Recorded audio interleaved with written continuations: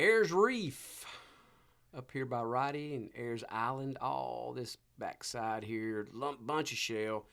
Deeper water, you got some areas up here around the shell. The one thing that you got to really concentrate on, make sure that you're doing is right now, like I've said, June, July, and August are tough for artificial throwers.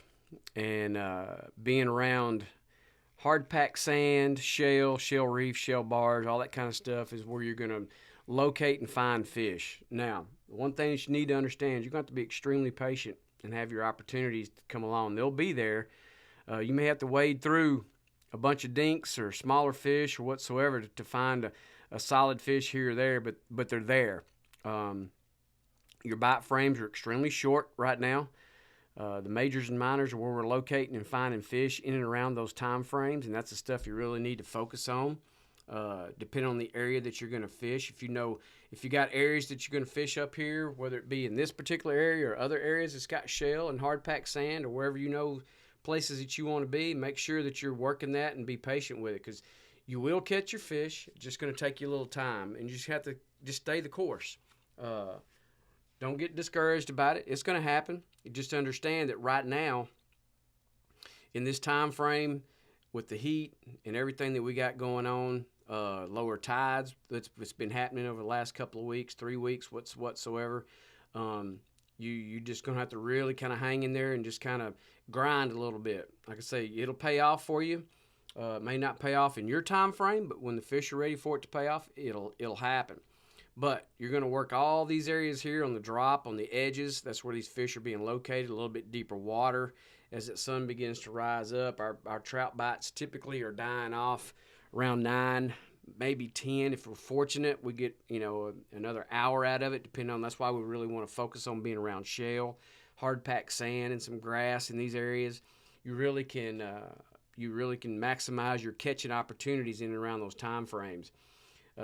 Right now, we're having a midday minor, early morning majors, or morning time majors, and so if you can get on the water by 6ish, whether it be 6:15, 6:30ish, whatever, and you got an area that you want to get, maximize that for about 2.5 to 3 hours, and that's going to be your bite frame for trout wise. And then you just have to go locate some redfish here or there, wherever that may be, whether it be some guts, maybe a little bit of mud, whatever. But any of those types of areas that you can look for and find, that's what's going to happen. That's where you're going to locate fish. Looking for your bait. Plenty of bait working in these areas. Our tidal flow has been pretty good. Not a huge amount of incoming or outgoing tides, but we're starting out with lower tides in the mornings, and you just have to, adjust accordingly to where these particular areas are anyway. We've been throwing down south in the original size and the burner size. We're on the back side of the full moon right now. So that's one of the things you have to take in account for, whether it be your 4-inch, your 3-inch, 3.25-inch, whatever. Just locate and put those particular baits that are in there, like I say, the Papa Pearl, Twisted Tea, the Mirror Lure, the Little Johns in multiple different flavors, the Knock and Tail in the greenbacks and heavy metal, depending on what your water clarity is, those types of things. Those are what we've been locating and finding fish on. Some of them, a little mix up here or there as far as what size you want to throw and what flavors that you want to throw in there. Just have a variety, because we're in those transition days, or wild card days as I like to call them, and you get all different kinds of bites. So have a variety of size and profile baits and colors depending on the areas that you're working, and see if you can find and locate fish here. From the Mott all the way down to Allen's Bight, all this shoreline here, great grass, good hard packed bottom, sand in this area, little scattered shell here and there. Nothing great, no shell bars or reefs or anything that way, but the hard packed sand and the grass are holding fish in here. Lots of bait. You got back lake mouths that are here. You got fish that you have opportunities to catch up and down this shoreline here. You just have to work and find and locate. Get, two things that I love to fish are structure and bait. Two things, it's just great. Structure and bait, that's what you want to be able to do, because fish are going to hold around structure, and when they got a food source that's in there, that's even that much better. You've got back lake mouths that dump out into the bay system there that you can walk up into especially when you got the right amount of tide to get in there.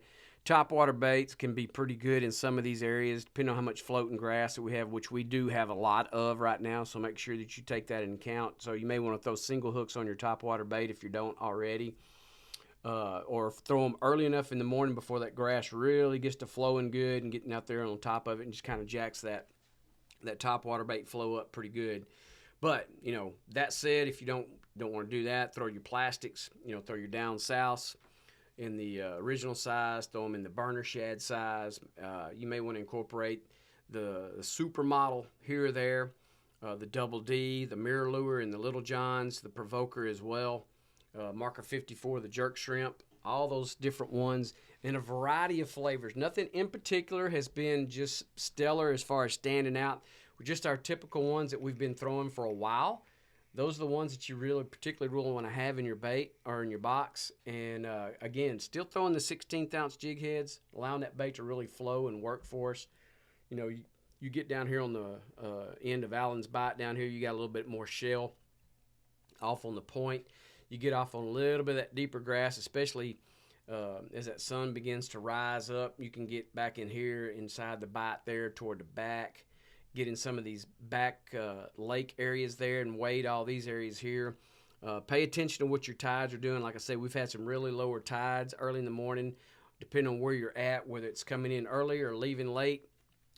If you're going to fish up north, up in the San Antonio, Mesquite area, then you're having a late day where that water's running out. If you're fishing back down here around Estes Flats, up in here to Aransas Bay, then you're having an early morning where it's dumping out and it's coming back later in the day. So you just have to kind of pay attention to where that water is and where you want to fish and what you want to do with that.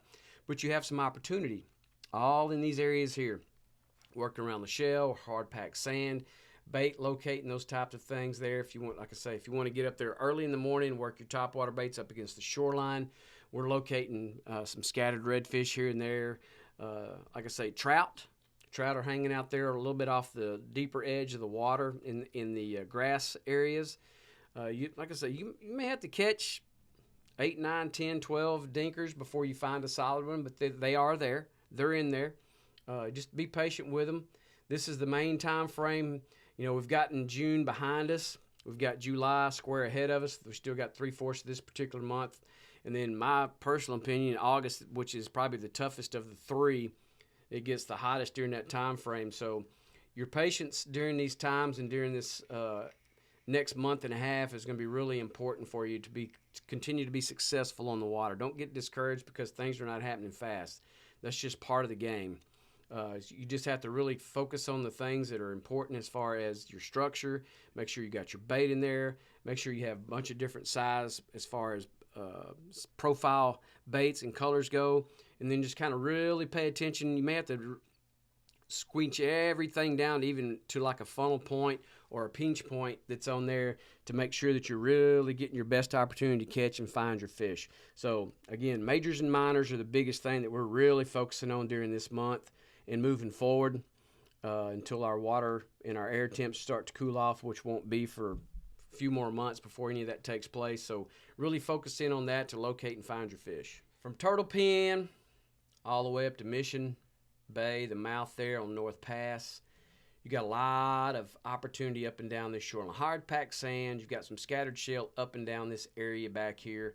The one thing to be aware of, and then of course you got Copano Reef that runs out here like this. There's been some opportunities that are there as well. So the one thing that you want to be aware of is paying attention to what your winds are doing. So if you got lower winds in the morning, this back shoreline can be really good. You can locate and find you some fish, some areas that are holding some fish. And then if you got some really high tide, some really high winds that are kicking on this shoreline, it dirties it up pretty quick. So that's where, which I'm not a big fan of, it's the baits with a chartreuse tail, but they do have their place, especially when you have the dirty water like that. If it gets dirtied up on you, the chartreuse tail comes in handy for that. But otherwise, the water's been pretty clean for the most part. We found fish up and down this, scattered redfish back in here, a few black drum in here, a scattered flounder or two, trout up and down that shoreline there. Again, it's the dinkers, smaller fish. then every so often, you find the right location, you'll pull out you a lower slot trout in that 17 to 19 range, which is a pretty good fish for the most part. Out here on the reefs, make sure that the conditions are correct for you to be able to fish this. But we found fish that are out here on these reefs on the deeper side of it. If you can get on it where you can fish into it and you have enough room to do that, it's been very productive as well, throwing a little bit darker baits like the Big Papa, Twisted Tea, those flavors particularly. Then, of course, in the greenbacks, and then watermelon red has been pretty good in both the knock and tail and the down south in the original size and the burner shad size. Of course, the Marker 54 jerk shrimp's been pretty good as well. We've been throwing that, of course, the baby shrimp up against the shell and just kind of working that and bouncing that, freelining that up there for you want to put it underneath a cork and bang away on that on a little bit more rougher days. That can be very effective at times. It's just something to try, especially in your transition days. That's the thing you really have to understand, especially right now. So we're going to really have to gear down and bear down on these particular areas like that, so we don't, miss opportunities at fish. They may not have many opportunities, but when they do, you don't want to miss them.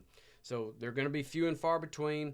Really focus in on those majors and minors during those time frames, paying attention to what your tide's doing. Just locate, be patient. Just understand that you will find and catch your fish. Again, it's going to be on their time frame, not ours. Those days are coming later on, but for right now, you have to really got to grind and locate your fish.